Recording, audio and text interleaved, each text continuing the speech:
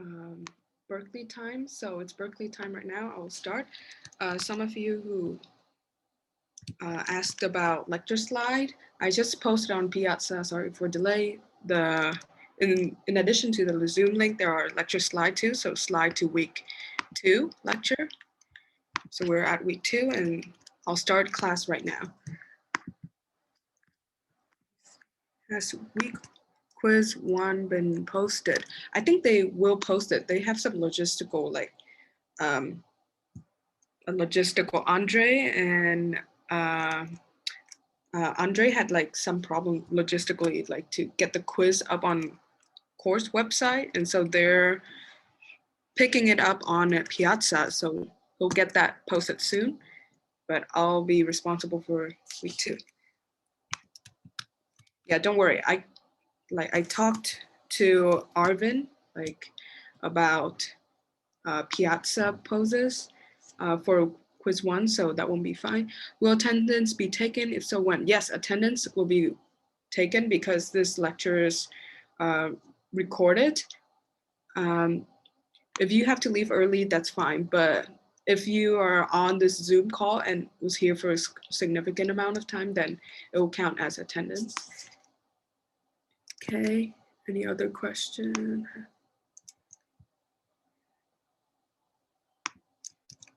Okay, I'll start sharing my lecture slide right now.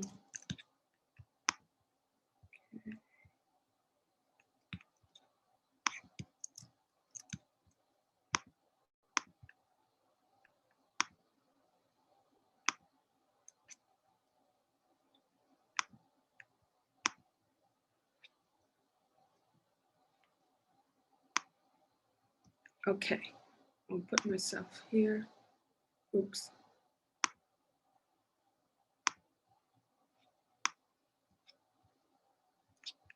Present here.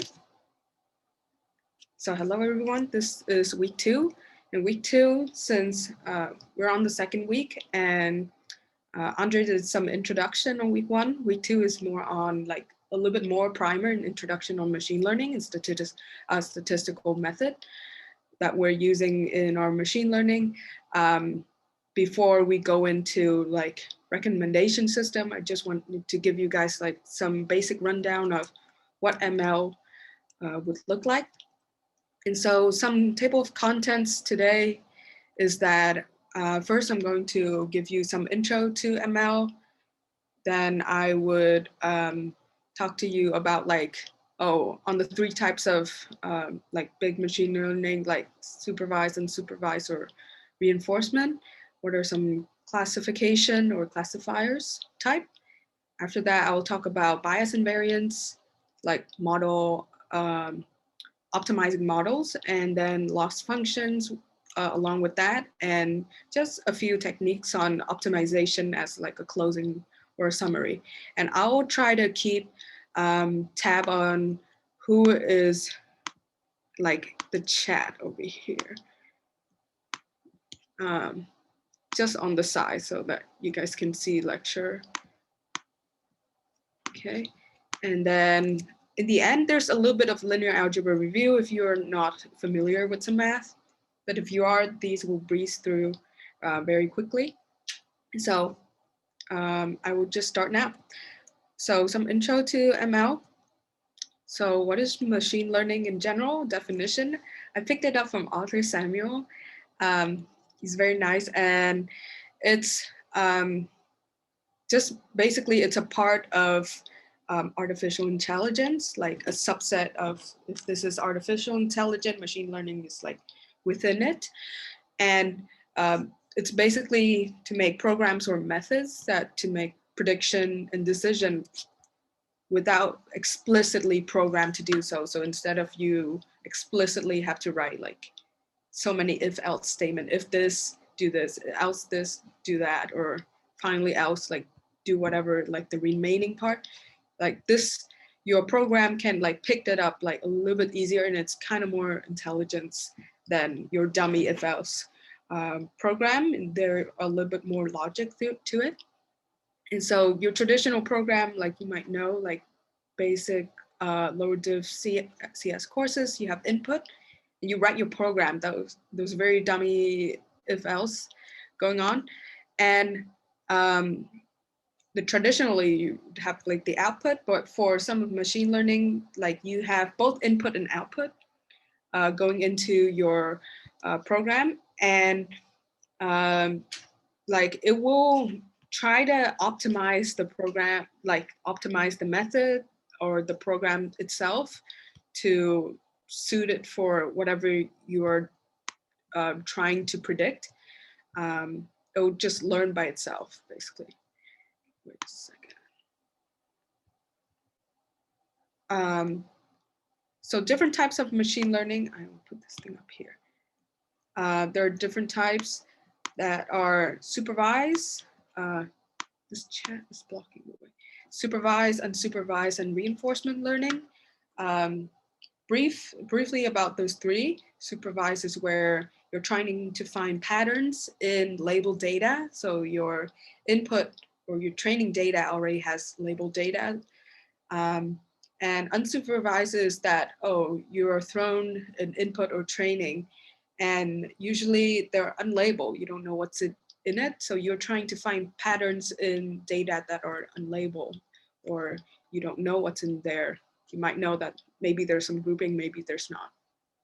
Reinforcement is where you try to learn to interact with the environment. Usually it's in robotics.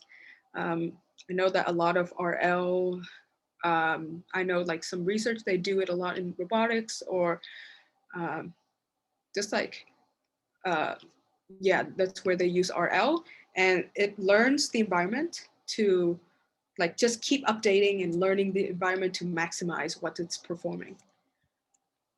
And so into supervise.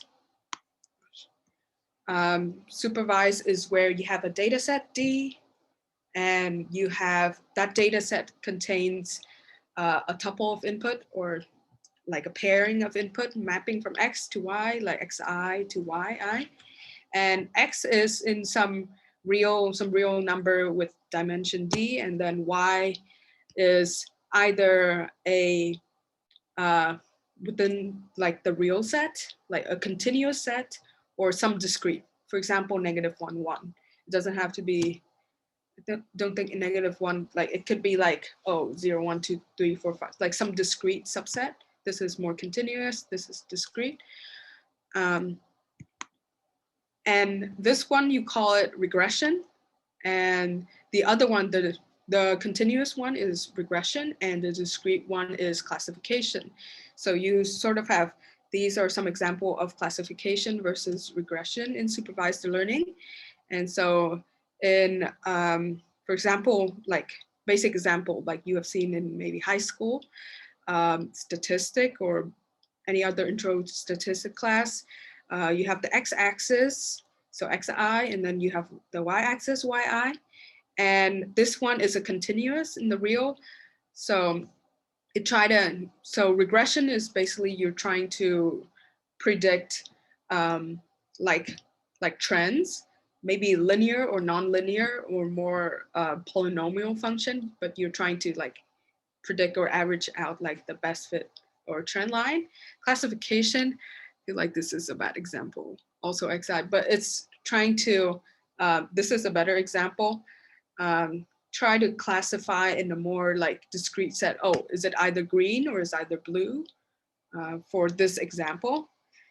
Or is it trying to classify in like, this is the NMIS data set, I think it was that one. Classify what number is it? Is it 0, 1, 2, 3, 4, 5, 6, 7, like from digit from 0 to 9? Which digit is this? So for example, if you see like these three numbers, like 1, slightly diagonal 1, and two straighter ones, so it could classify that as a 1. Or this one is 0, it could classify it as a 0. So it's more like discrete. Oh, I know my output is going to be like some image of digit from 0 to 9. So run my program through, try to make it as optimal or like as smart as possible to predict what are the outputs. How does Oh, -1 and 1 show classification. This is just one of the example. Like classification is more like you have discrete subset. One example I typed it out is -1, 1, but it could be like 0, 1, 2, 3. Like it's more discrete. It's not continuous like 0.1. Like you can draw a function. It's more like it's discrete and you can predict like it's either one of those in the subset. Okay, got it. Okay, nice. Next is unsupervised learning. I'll check the chat regularly, so don't worry. It's where you have the data set D, but you don't have like the mapping you have xi to yi, like previously you don't have yi, you have only xi. So you're giving this data set. Xi is within the subset of real numbers, dimension D, and you're just given it like this data set is very random, like this sample of beans here, this very random. You're giving this whole big bag of beans and you don't know how, like what types of beans are in there. You aren't given like there are, you're given just like a random data type and there might be some pattern in it, but you don't know beforehand. You're like blind at the beginning. And so your unsupervised learning, your task is to find like cluster and group without having any prior knowledge as an input, like what you have. So for example, like the one before, you have knowledge that, oh, it's either -1 or 1, or it's either a digit 0, 1, 2. But here in supervised learning, there's no information on that. So you have to try to figure out by yourself, oh, there exists some orange beans, some white beans or yellow beans or brown beans. You find it out after like your program or your agent like learn through it. Okay. And then some other examples of supervised versus unsupervised learning is that unsupervised learning more like is another example of grouping on unsupervised. Given, for example, this, imagine like these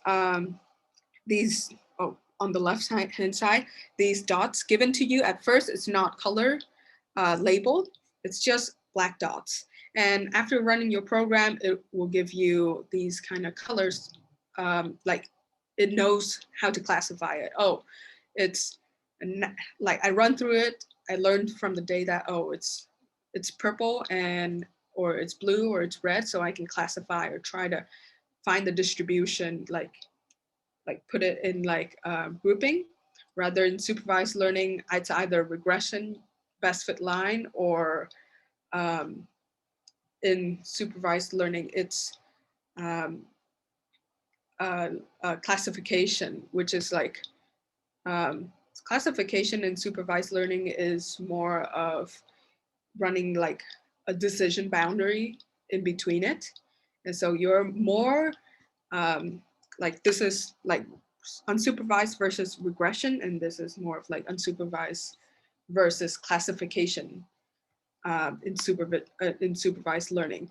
And so this one, like a subtle difference between these two is that one, you're actually trying to find the distribution of the data. Oh, I know this data is distributed around the space, but in supervised learning, classification is more like straight hashing, like a decision, like a boundary, like this border in between the two group, and say that, oh, it's either this or it's either that.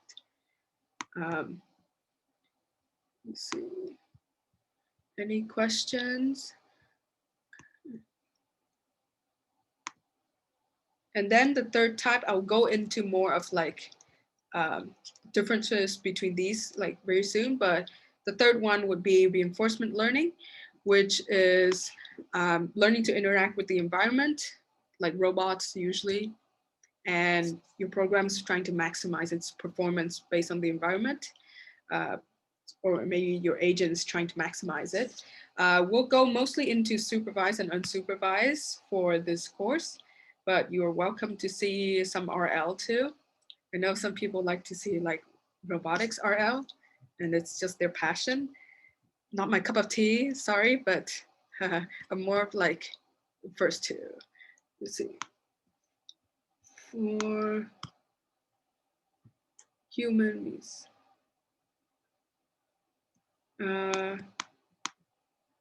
always a superset of the ML. Learning the grouping by. I'm not so sure. I don't get this question too. The MLs. I'll get that back to you later. I'm not so sure what was the question. Wait, but Charlotte, I'll get back to you. So next is going into like after knowing all the three types of ML. The next is going to like some like a little bit more like meaty details about how these three types work. And I'll go specifically on classification. And so classification in the larger like picture of ML, there are two main types, which is discriminative classifier, and then there's generative classifier. And discriminative, these are, at first, there might be a little bit subtle difference, like if you think about in theory, but here are pictures of them. Discriminative, it's as it's called, discriminate, like you just, if there are two groups, red and blue, you just literally give a border in between. You don't care what's going on like out here in the right or out here in the left, as long as you know like there's some boundary, like trying to establish some boundaries in between it to either determine it, like it's going to be mostly like probably labeled red, probably labeled blue. That's what this big fat boundary is for. And generative classifier is you try to slowly learn how the data are distributed. And so if you have blue set of data and the red set of data, like the one in discriminative, if you run a generative classifier through it, then you would have like, you would know how the data are distributed more. You know, like, oh, this data is around this boundary. It can't go like all the way in the infinity over on the left. And this one is the red data set, and it can't go like all the way infinitely to the right. Like, you know, like given like the input you have, what are like the probability that the data lies in here, in the red or in the blue. So you draw like a more like grouping line. And how does this work? Like, how do you generate either discriminative and generative? And so in discriminative classifier, you calculate the probability of Y given X. So given data, like what's the probability that's red? Given data, what's the probability that's blue? Via training data, and you just go straight to calculating red given a data point, or blue given probability is blue given a data point. You assume that there's some form of structure in the data, and you just go straight in and calculate it. Versus generative classifier, you use Bayes' theorem. And if some of you might remember, maybe in statistics class, in either we're taking right now or in high school, maybe some of you took it. So they use Bayes' theorem, and basically the probability of blue given an input or red given an input is you have a little bit more of like a background knowledge of that. And so you like use a little bit more background knowledge, like probability of red or blue times probability of like all these things. And there are actually some word in, I think, statistic, and same thing in machine learning. And so I just moved the picture here so I can put the equation. So it's called, this first one is called posterior. The PY, you will call it prior, and just likewise, this is called likelihood, and this is like evidence, or there might be another name in statistic actually, the last one, but these three are called posterior, prior, and likelihood evidence. So prior is like, you have like a little bit prior knowledge of the data that the data that you're given. You assume some prior knowledge, where and posterior is like, oh, after you apply that prior knowledge to like other computation like likelihood and evidence, you get like posterior probability. You guys can refresh that in stat class too. Wait, what's going on here? Can you say?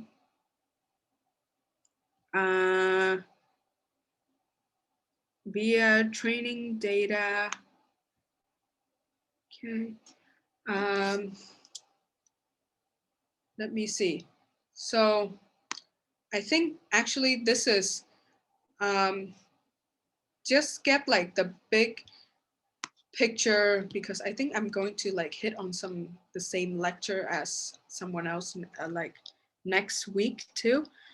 But for example, how can calculate probability via training data? So one example that you are, so you're asking about this, oops.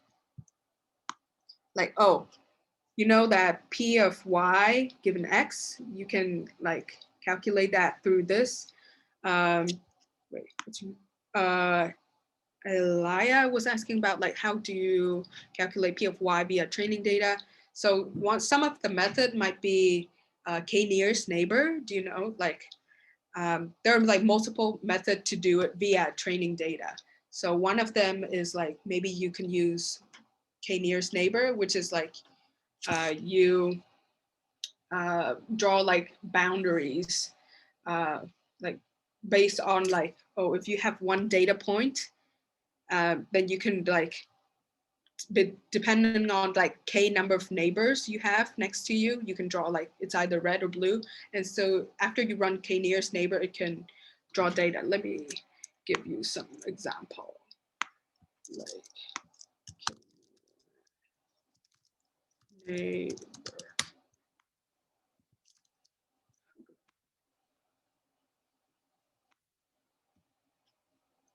So some example might be this one. This is one of like the example like K nearest neighbor that you are using without using Bayes' theorem, like in the discriminative classifier like problem.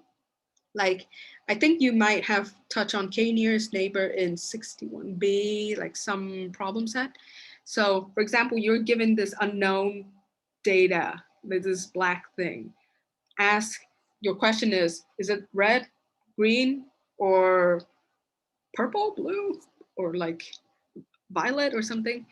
And for example, this problem looks like 6 nearest neighbor, K equals to 6. So you like count 6 like nearest neighbor around you, and the majority would win like, oh, what type of like data set it is. And after you run the K nearest neighbor, you would get something like this. So this is like by training data. Oops. I don't know if you see like these, like, let me know if you see, wait, chat, where are you?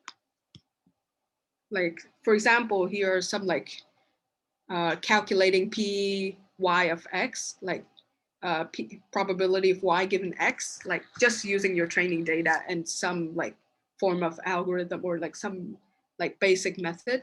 And so this is one of the basic methods is K nearest neighbor. And for example, this guy run it on, wait, what is it? How many K is it? Like some K, and they will draw a decision boundary. And if he like increase it, it might draw like a little bit more like jagged decision boundary. And so that's one of the example. Okay, yeah, you remember.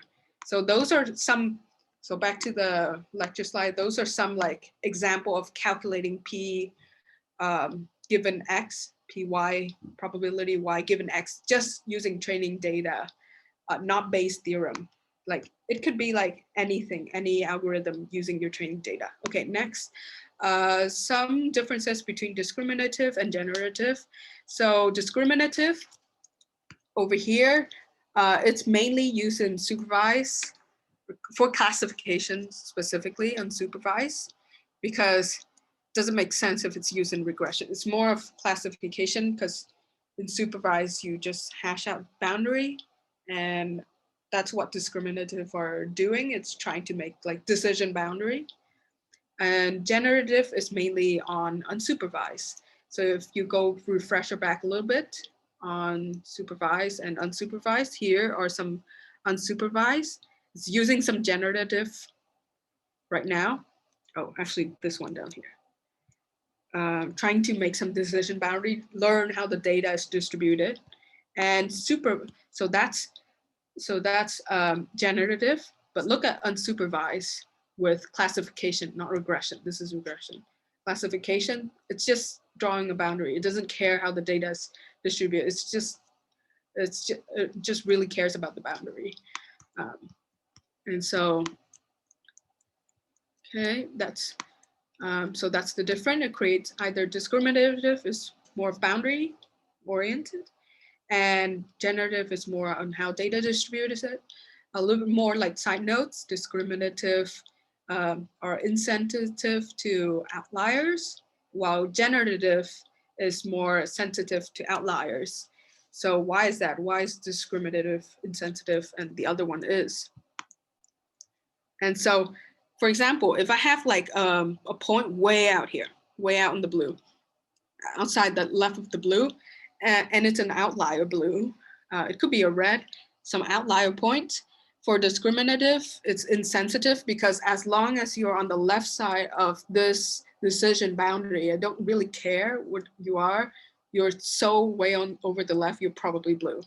And like, however, in generative, if you are an outlier, you like this blue boundary might shift a little bit, and it's more sensitive to outlier. And so, let's see. In generative, they usually can generate new data, but in discriminative, they don't. That's because they're more like oriented to like boundaries, and oh, if it's way like there's an outlier, it could be a different color. It's like it didn't sense that or didn't detect that, so it can't really generate new. But in generative, like the word itself, generative, like it's capable of generating new data. I have some in-class quiz. Wait, any question first? I have some in-class quiz that are, I work very hard to take pictures of these, and they're a picture of dogs. And so we are gonna have like some polling. Let me try to see if there are polling option here. Wait a second. Wait. Let me try to see.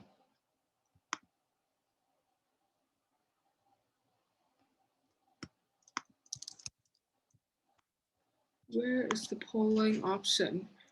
Video, live. Okay.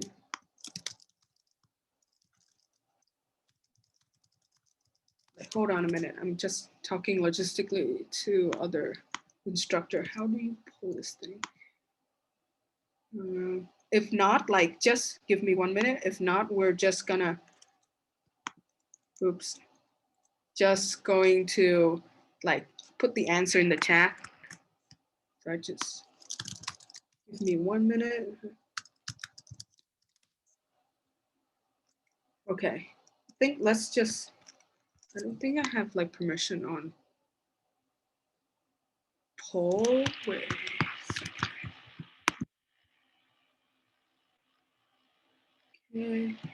Okay, actually, let's just do the chat for now. I think like, I don't have like God host permission to do poll, so I'll do like chat right now. So first question. Okay. I hope you guys don't see my chat. Okay, there's some answer. Yeah, many cute dogs. I can say it out loud. Of one breed, and you know, weight, height, you want to predict. So which model do you choose? You can read through the question and I'll see the answer you guys give.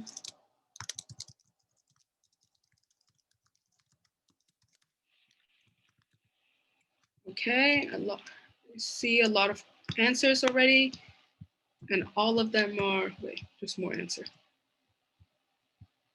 Let's see how many, yeah, all of them are one. Nice. Yes, that's nice. Yeah, good job. You guys all did it. Okay, I'm gonna move this channel so you can see the dog. Yes, it's supervised. I won't like include the answers on my slide because I encouraged you to go to lecture, but like just piazza me if you want to. So it is supervised, and I'm gonna have to go to the next question. There's an additional question for this. Great. So if it's supervised, what kind of classifier is it used in the supervision? Is it classification or regression? So you have weight of the dog, you're trying to predict height of the dog. You have some input data. Okay, let's see some answer. Stop.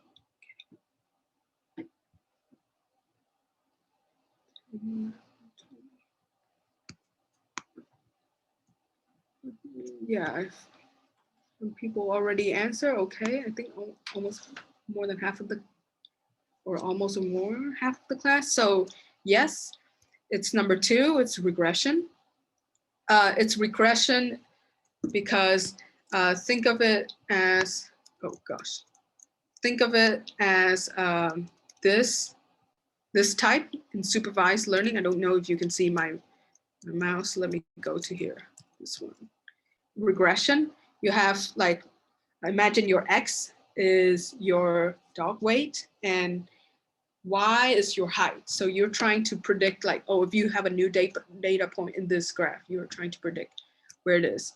So I think you guys got it, don't worry. Now, next question. So in our new data, there's many cute dogs. There's a type of cute dog named a Samoyed dog, which is this white one.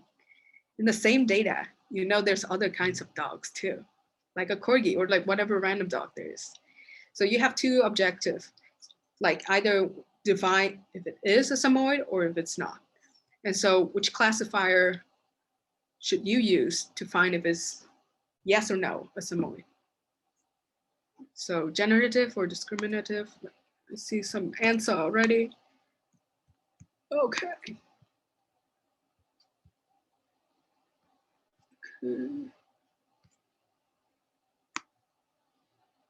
Nice. I think, oh, there's a few more answers. Okay, yeah, you guys are right. It's number 2. It's discriminative because, like, just remember it. Discriminative is like you're trying to make a decision boundary. It's either like there are many data points of dogs. You're trying to just like hash a line that's most like appropriate in your data set. Like, yes, it's a Samoyed, or probably yes. Like, no, it's not a Samoyed. Yes or no. Let's see.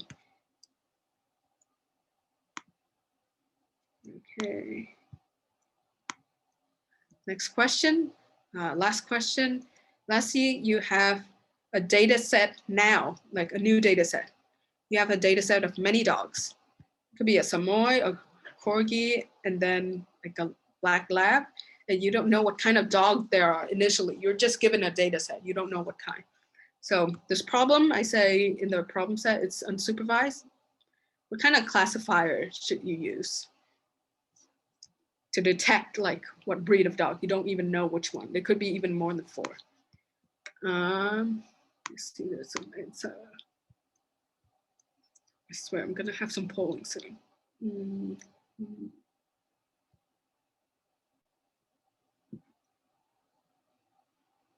Okay, more than half of the class already answered yes. It's number 1. So it's, ooh, there's more. Okay, it's generative because generative like try to find the distribution of like your data, like distribution, like, oh, where the Samoyed like located, or Corgi located, or Labrador, like you're trying to, and it's on, also I put a giveaway, it's unsupervised, just so you guys like remember or not. So unsupervised is more generative, and supervised is more, supervised classification is more discriminative. Okay, but would classifier, how would classifier do unsupervised if you don't have label? How could supervise? Oh, how would like generative do like do the unsupervised if you don't have like the label? You're just like basically you're just basically like trying to like using like probability to learn. Yeah, it's more like clustering. Yeah, it's just called discriminative classifiers, but it could be more like clustering.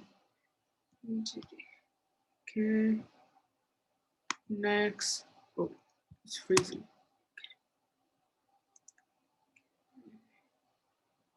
I'm going to go more on bias variance now. Okay, take the time. And so next, after you have like your model, oops, like you're trying to look at like in general, like next step for your model would be like you're trying to bias variance. Bias variance is trying to, you're trying to determine how complex your model should be. And so just a little bit like brief information first, some statistic. So bias is like the distance away from the true value, like from the average prediction to the true value. And so bias is here, like expected is like just average, minus the true value, y. And variance is more of like a data spread, which is the expectation of a square biases. And so here's some like refresher of bias variance. And maybe you guys seen this in high school, maybe in other stat too. And also this is like low bias, low variance. So bias is like, or are you close to the bullet, red bullet? And variance is like, are you like every data point, like the blue data point, are you far or close to like each other? And so this is low bias, low variance, like low bias, because on average, if you average these two out, it's on the bullet, but it's high variable, high variance. And so vice versa, like high bias, low variance, and this thing is not good. You don't want to be here. You want to be here. Okay. And so the question is that how complex should you design your model? So for example, you have for this is an example from regression, like with increasing complexity from left to right. And so increasing complexity, by complexity, I mean like more parameter or more feature or some more variable. In this case, regression, the degree is more. So degree of one, like it's like a straight line. And then degree of 3 is starting to be a polynomial already. And degree of 20, that's like real big polynomial. And so there are like some, for example, you have like all blue data points, and you could draw a better line than the first picture. The first picture is called underfitting. It's because you could draw a better line, but all you do is draw like a straight line, and it's not really completely accurate. That's a very simple model. And now you go like a little bit more complex. Okay, degree of 3, that looks like it's more fitted, correct fit for your model. And so it has like a nicer purple, like polynomial shape that like fits averagely like a good best fit line. And the opposite of underfitting is overfitting. Overfitting is like you are overcomplexing your problem or your model. So instead of degree of 3, you times it so many times, degree of 20. And now your model is like, if you just add one more point, like then it will, like the polynomial will change like very much. And so it's very high variance. It's like following like each of the data like so closely. It's not really making a best fit. Elia, how do we decide if it's a correct fit or not? I mean, should we make it more complicated or not? I'll get to that point. I'll get to that. It's more when you,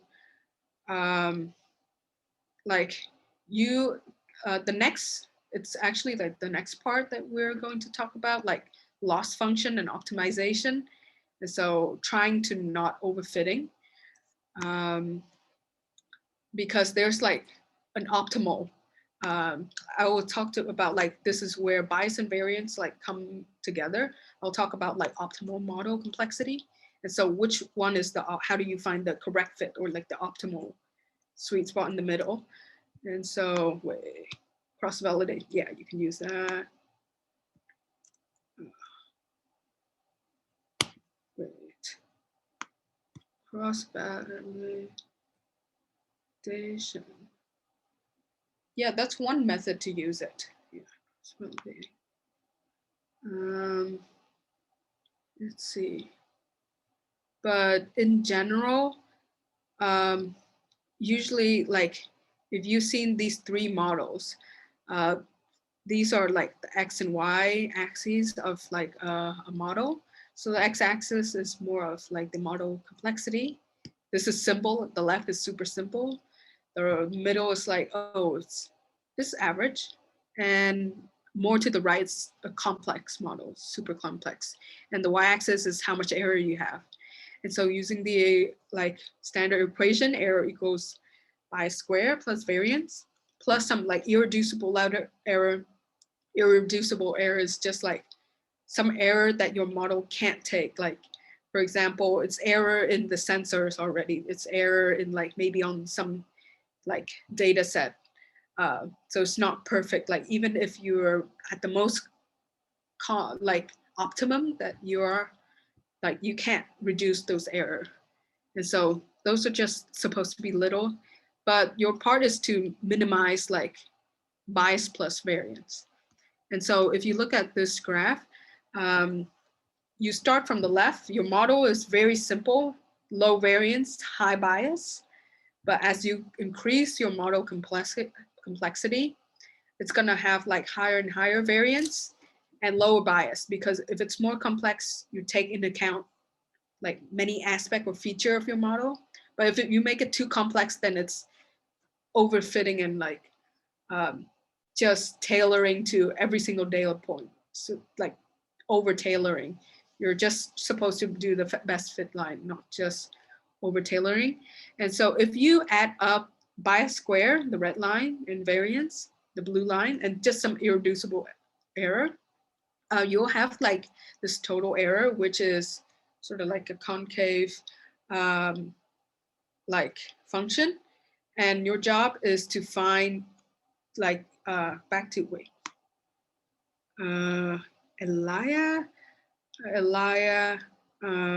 question earlier, you decide if it's the correct fit or correct model complexity by finding this optimum model complexity that makes the error like at its bottom of like the concave. Okay, yes, that makes sense. Don't worry. There's many, is this equation for error for almost all ML model? Yes, it's the equation for error. It's even the equation for error for other signs, I think so. And then Sarville was like cross-validation. Yeah, that's one of the methods. Don't worry. You're going to be hammered with a lot of method in the future. Oh, and this sort of like inverse relationship between bias square and variance, like starting from the beginning, bias is high, variance is low, and then slowly like just equal out, and then like high and low again. Like reverse is called bias variance trade-off. And so you're trying to like, so this optimum model complexity is like you're trying to be at the bottom of the total error, where the trade-off is sort of like equal. It's not too big on either side, not too small. Okay, quiz again. Okay, you have these three figures again. We're just going to ignore the figure in the middle, which is the correct fit. Now look at the first figure, which is the underfitted one. So question is, for the underfitted one, is it 1, low variance, low bias, 2, low variance, high bias, high variance, wait, this is supposed to be 3 and 4. Oh my God. Okay, let me fix it. Hold it.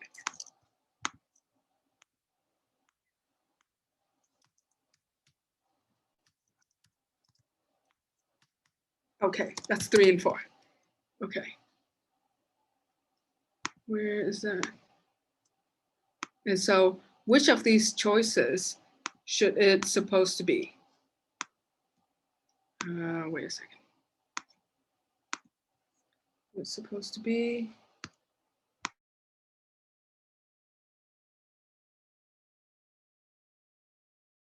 Is the first figure, figure 1, supposed to be 1, 2, 3, or 4?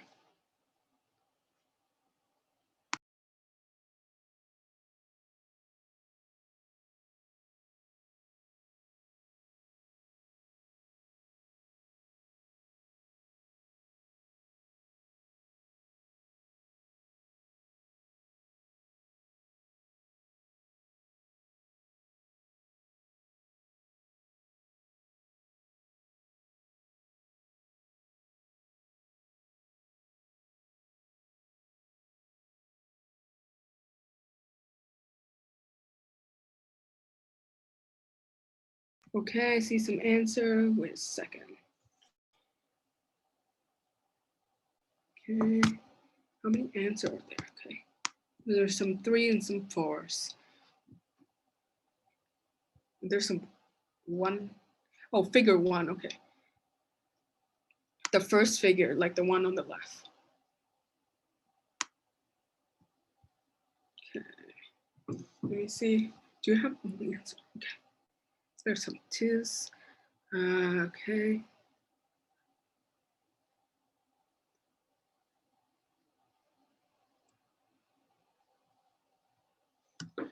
Okay, so the answer is actually number 2, low variance, high bias. Low variance, like again, low variance, like variance is like if you, low variance, it's like if I add like another point in there, it won't change the line too much. And this one has high bias because like if I say that the middle figure, degree number 3, is the correct, the true function, just say that it's the like almost the true function, it's really high bias, like bias from the truth, like very far from the truth. It's not supposed to be a straight like a straight line. It's supposed to be more of a polynomial cube. So you know that it's high bias. But this one is low variance. So the variance control Hilbert line can, yeah, like sometimes I think of it like if you add a new data point, like we'll change the line too much for like underfitting and overfitting, like just to distinguish myself sometimes. Like for example, this straight line, like if you add another point, it's not gonna change the line too much because line is like just overfit on, like underfit on everything into a straight line. Try to make everything into the straight line. Can you? Oh, and also again, that's for low variance. The explanation why it's a high bias is that, okay, look at like the function in the middle, the purple one. Is it purple or is it pink? Purple one. And just say that it's the true function. It's supposed to be a polynomial, and it's the true function. Your prediction, like the red one on the left, it's very far from like the true. Rather on the right, it's like pretty close to true. The green, it's just like wiggly a lot, but the red one is way more, way more different from the truth. Yeah, just say imagine your input data points are the blue one, and the red one are your output like prediction. Your prediction is pretty off from the purple, like what you're supposed to get. Okay, just a clarification. Variance determine how the line.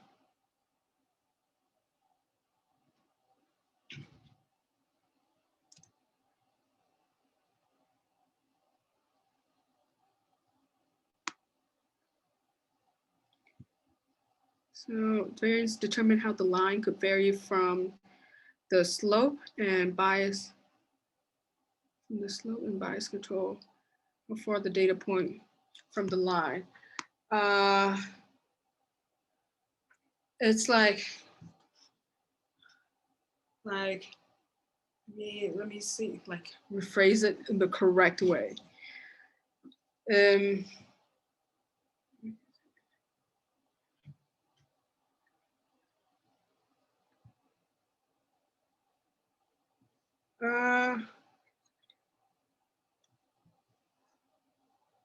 Vary from the slope and bias control for the data point. It can be from the line. Yeah, I would say that. Like sometimes I think of like trick, like that, Alexander. Yeah. Sometimes I think it's not supposed to be like that, but there's more intuitive way to explain that. But I don't know. It's just a quick trick to think of it that way. I don't think it's controlling as much. More of a representation. Okay. Anyway. Let me see, low variance, high bias. Okay, let's go to the next question so that you can also compare to the overfit one. It will make a little bit more sense. So, okay, wait. Overfit one, this one is supposed to be 3 and 4. Sorry, bad number. Present again. So now just look at figure 3 and figure 3, like what is it, 1, 2, 3, or 4? It's the opposite of figure 1. So it's the overfit situation. High variance, low variance, 3, number 3, there's so many 3s. Any other guess?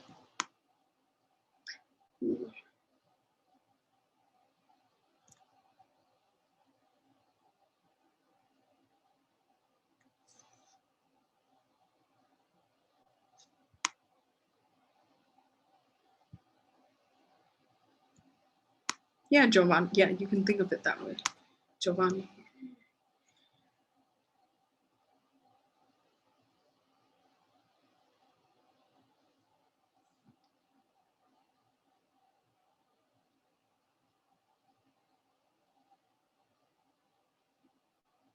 It's more like,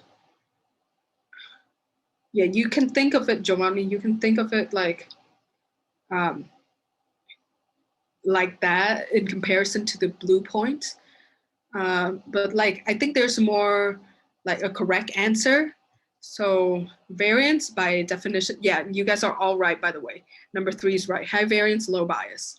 It's low bias, just quickly explaining this and then I'll get back to Giovanni, like low bias because, okay, this is the truth function. And imagine like the green line is like on the same graph as this, like the purple line. And so like the shape of it, it's quite close to the like the true function. And so that would be low bias. It's close to the truth. So it's close to like the red bullet. It's high variance because like it varies a lot. It's not best fit lines. It's just very like jiggly and variance. Whereas, wait a second, Giovanni's question and some other, it's high bias previously, the underfit version. It's high bias because imagine this purple line in the middle is overlapping. It's not on the middle, but it's on the same picture as the one on the left. This purple line is the straight line, the purple line are pretty different from each other. So it's high bias, pretty different shape and where it's placed. But it's low variance, like that red line is low variance because although it's very different, it's just like quite like statically different. It's just like, it's different by like it's very off the center point, like the truth, but it's off by like a static amount. I guess that. Okay. Anyway, next question. Loss functions. Okay.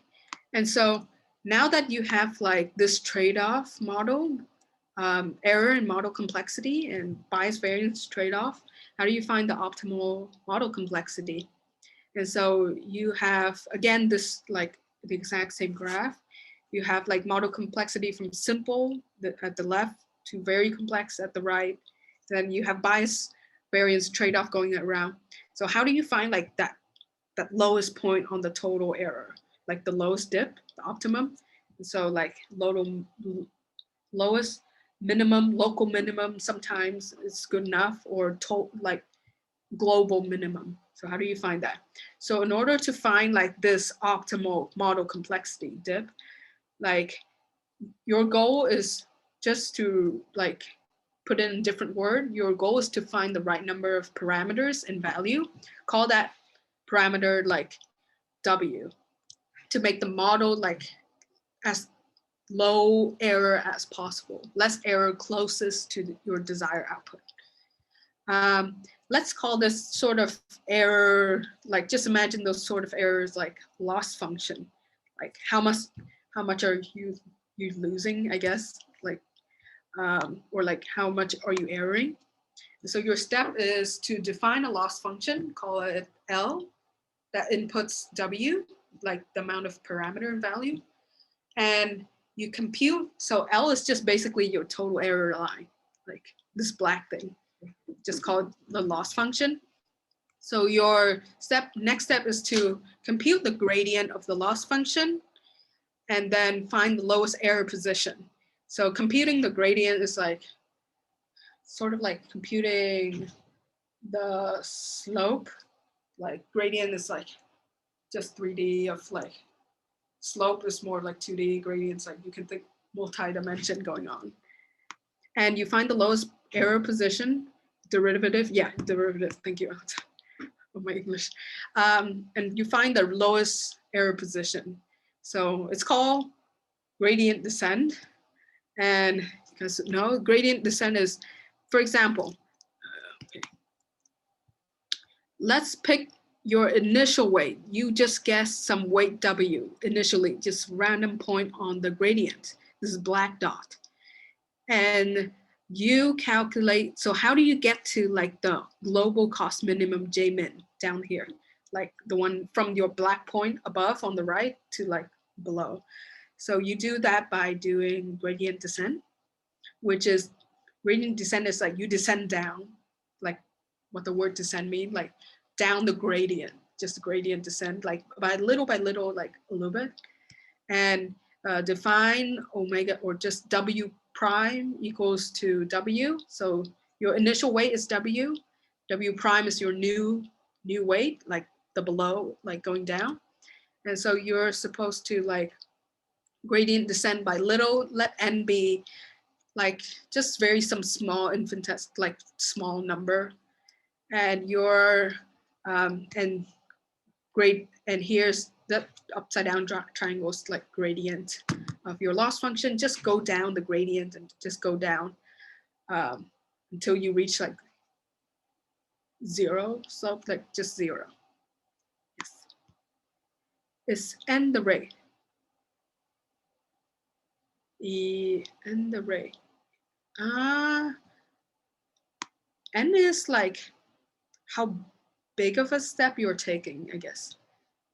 How much down you're going on that slope. Okay. I hope my chat box is not disturbing you guys. Wait. Why? Oh. Okay, so loss function. So that's some like just big idea approach on loss function, like your goal and your step. So what are the loss function? I just told you loss function. So what in detail are those loss function? These loss functions are either like very simple, like absolute loss. It's very straightforward. I think you might have seen it in a lot of like other science class. You take the absolute value of your predicted between your predicted and your true, the difference between your predicted and your true value. Or you can have, that's absolute L1 loss. We call it, like in ML, like we call it L1 loss, or you can take L2 loss. L2 is like squaring by 2. So we also call it square loss. So instead of taking just absolute value, like degree 1, you take it by degree 2, like difference between the truth and the predicted and the truth squared. So you have like positive value error. So loss, yeah. Okay. And there are 2 types of loss that you use. And generally a lot of people use L2 loss. But if there's, I research it up, like if there are many big outliers out there, might want to use L1 because L2, you are squaring everything. And so your loss might be like huge. But otherwise, by default, you use L2 if you know your data are distributed, like not too many outliers. Okay, so you use your loss functions to find this like optimum model complexity. So optimization, a little bit more optimization. Okay, just some optimization. This slide is just for a little bit recap on how do you find like the minimum, the red dot down here. So there are many ways in order to find the minimum.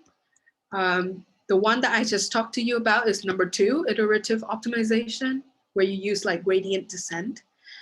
You start by some random point like in your gradient, and you descended your random point on your loss function, like your total error, and you try to descend, like make your model like having like a little bit different parameter so that it just itch down, like go down and descend on like your like optimum error, like the lowest error. So that's one way, iterative. There's other ways too. I think you might have seen in some like 16B class or something, or some linear algebra. So which is called closed form solution. You can go straight that way if you don't want to go through gradient descent and all that.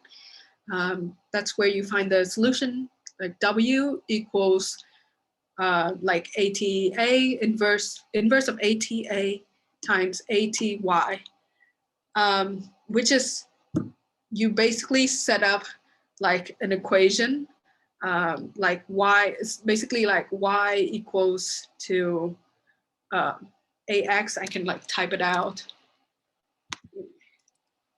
But I think you know what the closed form solution are. Actually, I don't. I have to type.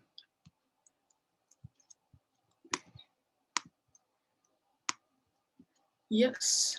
I'll go to the next slide. And last, we'll have just some linear algebra review. Oh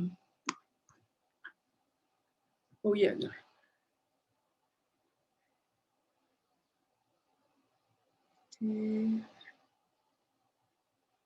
Okay. Review. So some of the review is like to get used to like maybe there's might be some IPython like but you might want to review like vector and matrices. Like probably many of you know that taking CS or math courses. So there are like linear, like flashing linear algebra review at your face. So vector addition, matrix multiplication, make sure you know that. Like n by n matrix times vector matrix n by k is n by k matrix to return. Transposing a vector, transposing a matrix. Sure you know what column space are. Might not hammer you too much about column space and null space, like just a span of the matrix, null space, linear, what are linearly independent, linear dependent, some vectors going on. Basis, your linear transformation. Okay, I'm just skipping through. You can see the slide later. It's all posted on Piazza. Inverses of matrices, how it works like in general, just know projection, vector norm or inner product, because I think we're going to use that for neural network or deep learning. Partial derivative, again, taking that gradient. So that's important to understand, like just know what is a gradient. And then that ATA, wait, what is this? Wait, this next slide. Oh, and that's it. Yes, and that's it for today. This just last one is just linear algebra review, but that's, yeah, that's it.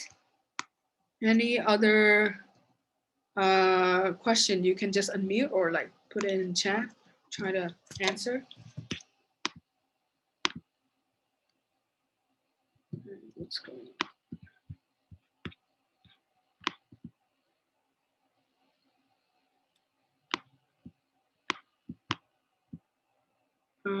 Let me see. So oh, matrix A, wait. Quiz by the end of today.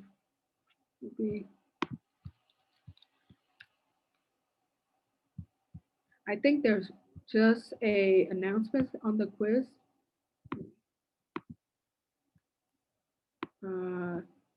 Someone else is going to post. Oh yeah, there's a week 2 quiz right now.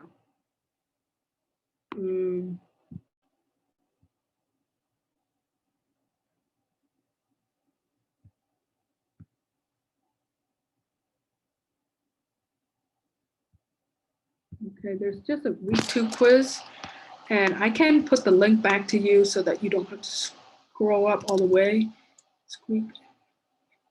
It's a multiple choice, 8 question long. This is from, okay, everyone. Yeah, it's just reposting it. It's in the Zoom chat. So I think this is week 2 quiz. Like other instructors also like just made recently, and you can complete that. It's 8 questions, multiple choice again. Will there also be, yeah, it will have a Piazza link for that. Let me see what other question.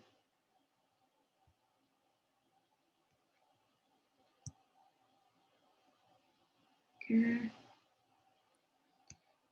Will we have to do the quiz by the end of today? Wait a second.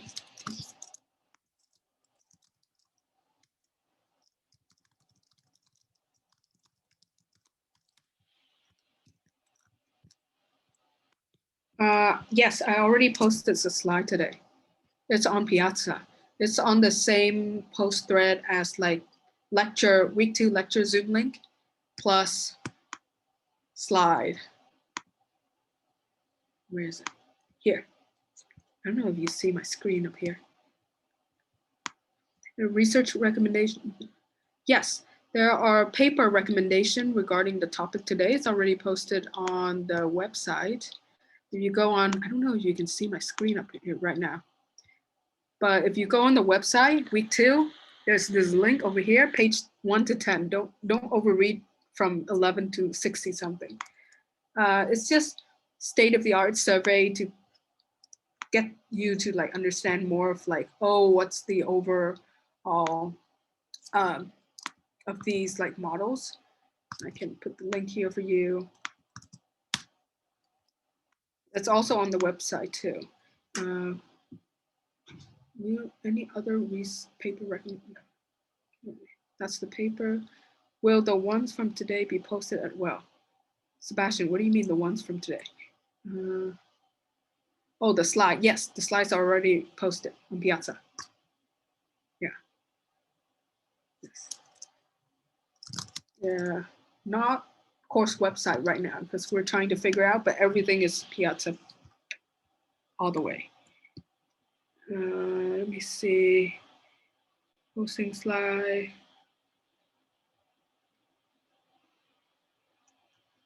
Okay, I think there'll be